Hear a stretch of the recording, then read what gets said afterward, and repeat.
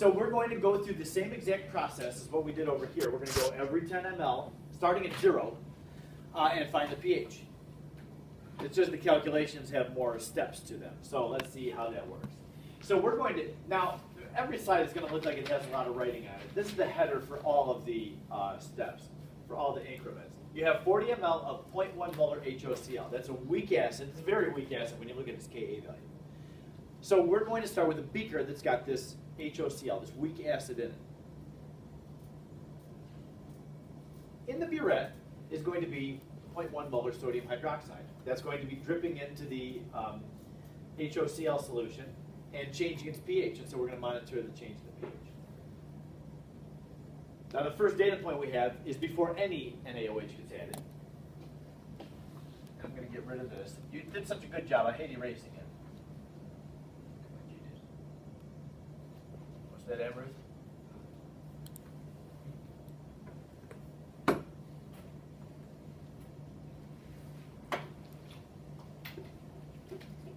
So I'll go ahead and plot these points as we go through them. Yes, sir? I mean, hydroxide is a very strong base, so wouldn't it just rip off the H's from the HOCl?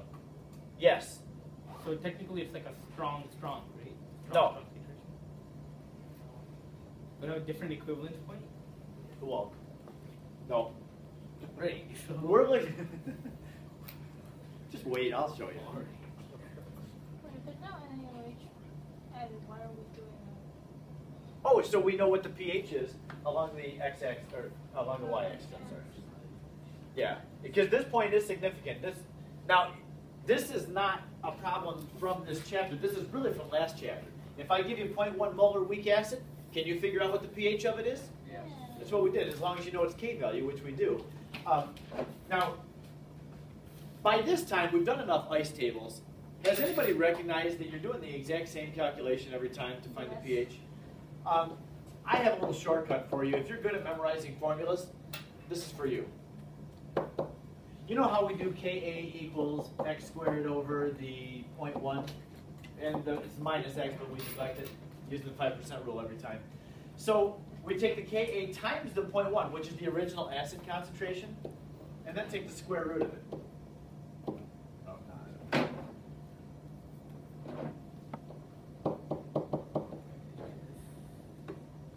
I try not to get into memorizing formulas, but I'm just going to throw this out.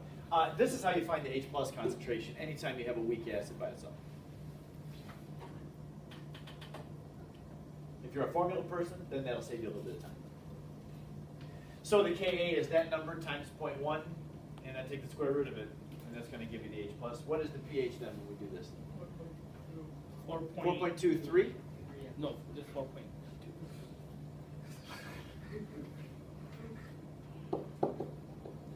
266, right? 2 places past the decimal. We've been through this already, too. Oh my God. I'm not waiting around for you. Always. So both H plus are different, right? On that equation. Or is it the same? Oh! Sorry, John E. Yes, you got me. That's what I meant. I am so sorry.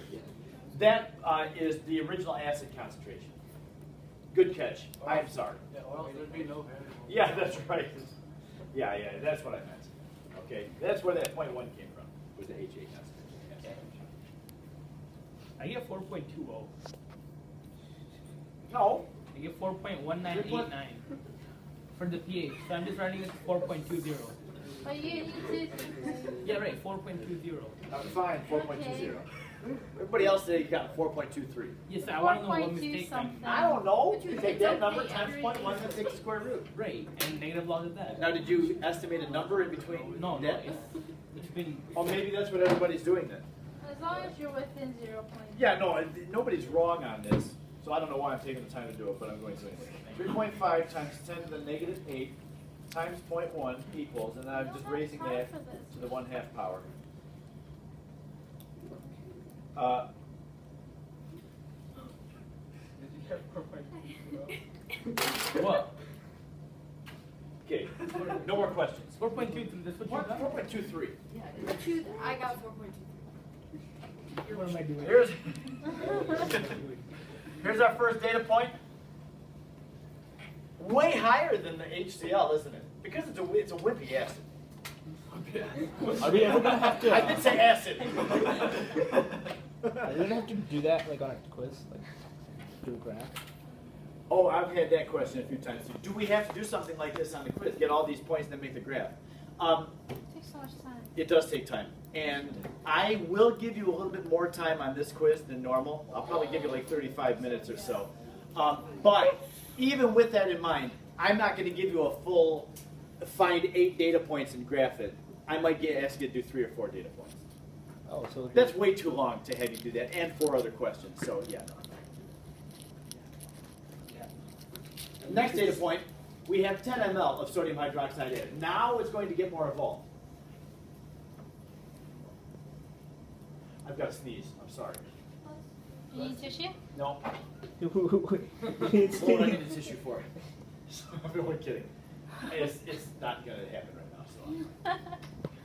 What do you expect it to be?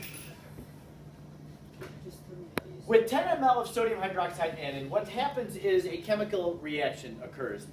The strong base reacts with the acid. This is what you were saying earlier. This is a reaction that goes to completion because this is such a strong base that it takes however many hydroxides in there, it's just going to gobble up H plus ions. And then it gets them from the acid.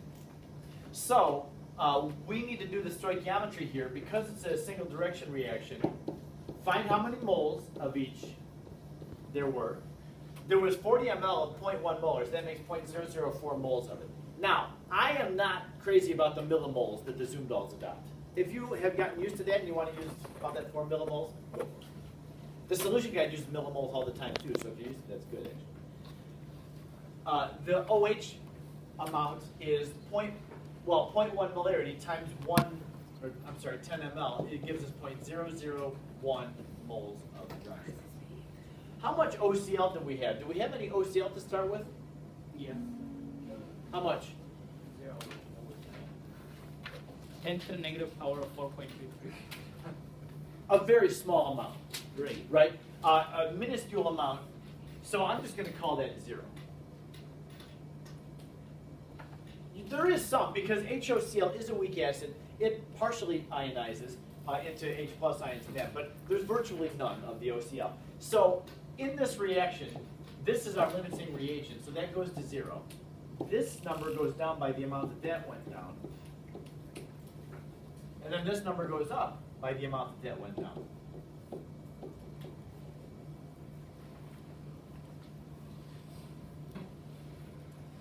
Now we get to determine what the pH is. Because this is a weak acid, what, Mina? He was like, oh wait, there's more. That's what he said. There's always more. There is more. I want you to catch me on it though, and we'll just do this until you catch me. There's an easier way to do this, is what I'm saying. But we'll do this until you catch it and see what the easier way is. What? What? You don't want to say? Isn't that one? Elizabeth? What formula? No, you can't.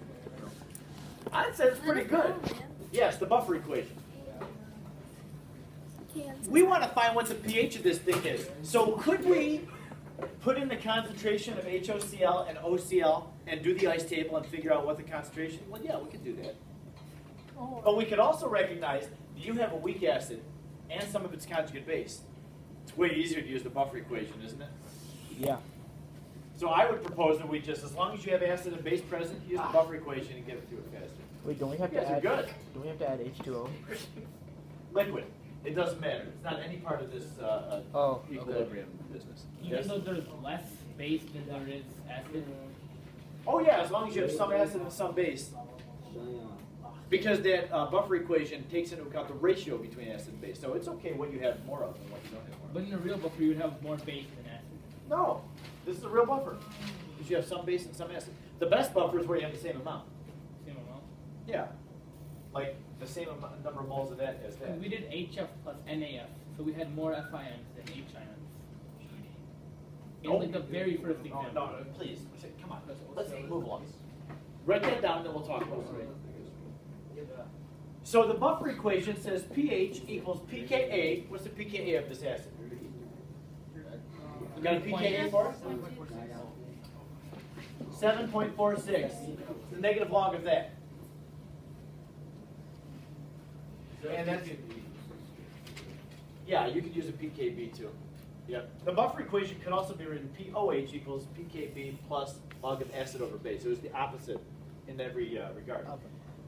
But we're using the acid version of it, so it's got to be log of base over acid. So it's 0.001 over 0.003. And you have it? Wait, are you saying both would yield the same answer? The equilibrium ice table and this give you the exact same. No, I mean POH. Yes. Yep. Now you're going to get an answer that's POH, so you got to subtract from 14 to get the pH. But yes, it'll work. Yep. Okay, what's my answer here? 6.98. Right. The pH is 6.98. So even if the equations were like based on the left side, you still use the P. Yeah, yeah. Wait, so the Even if the base is over here, you still use this equation. Just make sure you're using the Ka of the acid that's over there, and then it'll give you the right answer. is the equivalence point for weak acid strong base always going to be like still similar to like plus 1.7? No, it's not. And I hear what you're saying, and that was I was about to mention that too. You look at this pH and you think, well, it looks pretty neutral, and you're right. Let's think about that one.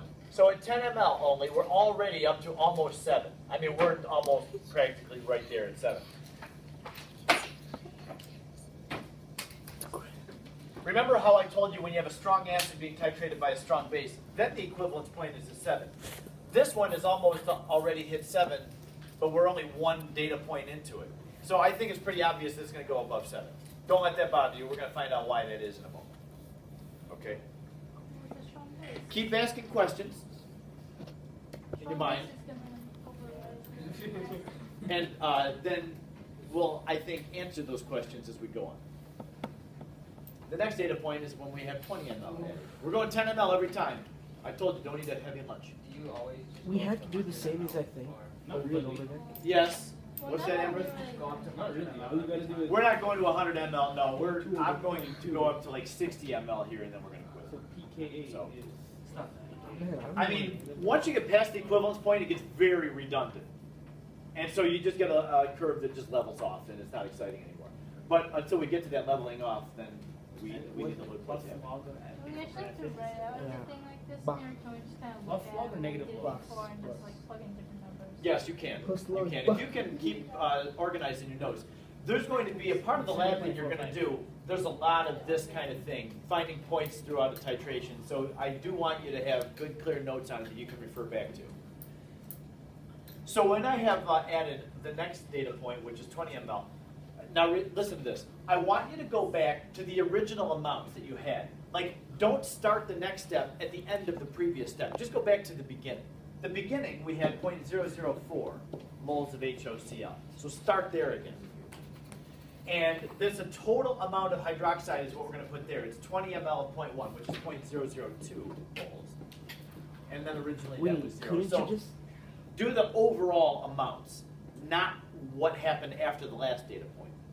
Yeah? Couldn't you just like to find the end point? You could just like find some OH that's greater than HOCl, so HOCl would run out first. Yeah, but we need to know what's going on during the titration too. Not, the equivalence point is important. It's probably the most important point, but other points are important too. And you're going to see that. In fact, this point is very important, and I'll tell you why in a second. So again, we have hydroxide as the limiting reagent, so that goes to 0. That goes down to 0.002. So And this one goes up. What's that? 7.46. Don't go so fast, Jennifer. I want to get through this. All right, I'll give you that. I gotta sneeze. Sorry.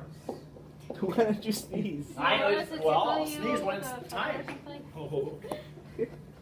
So we're going to use the buffer equation again because we have an acid present and its conjugate base are present, both of them in healthy amounts. So we're going to use the buffer equation. It'll work great. 7.46. That's pKa plus log